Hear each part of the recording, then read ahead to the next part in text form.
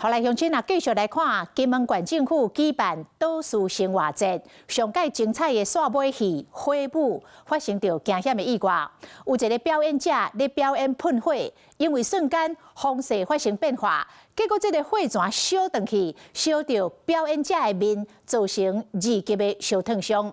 主办单位马上出动医疗专机，透暝甲人送倒来台湾本岛治疗，加在无生命危险。火喷真悬，淹过一个倒数，规将这个表演者的头甲面拢包掉咧。这个表演的人一直拍，淹过火，先拍就拍袂花，规人就咧拍咧涂骹，现场的民众拢惊到。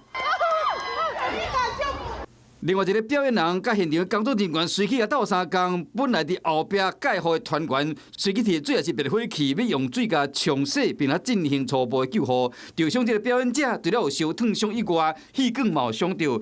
被紧急透暝后送回台湾进一步治疗，加在无生命危险。金门倒数生活节沙到岛完成首日金沙戏院去举办11迄日天的开幕表演，想不到在地团队表演的火舞发生意外，现场加上直播观众有几万人惊到。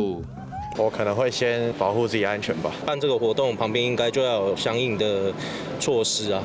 有专家表示讲，火舞的风险较悬，服装若是合成纤维就较易导火。主办单位讲，可能是瞬间的风有变化等等因素，才会造成表演者受伤。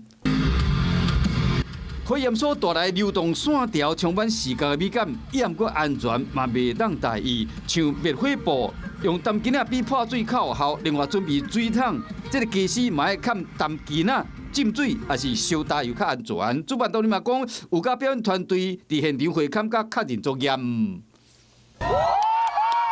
金门县观光处表示讲，后届会要求厂商对类似的表演全面检视演出的流程甲器材，要现场环境条件，加强管理细节，确保表演者甲观众的安全。